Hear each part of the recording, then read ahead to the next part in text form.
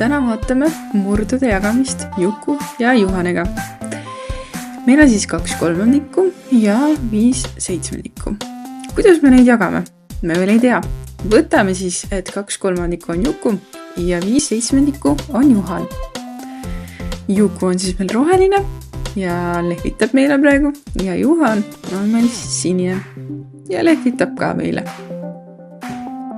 Siis joonistame Juku ja Juhani uuesti. Vaatame nüüd, mis juhtub meil Juhaniga. Oi, Juhan kukub ja Juhan on nüüd pea peal. Ehk siis kui me nüüd 2/3 jagame 5/7, siis on meil 7 jalad, peaks on 5 ja me keerame ta ümber. Ehk siis lõpuks, kui ta on ümber keeratud, korrutame need murrud omavahel ja saame vastuseks 14/15. Ehk siis kui me jagame Juku ja Juhani omavahel, saame vastuseks 14/15.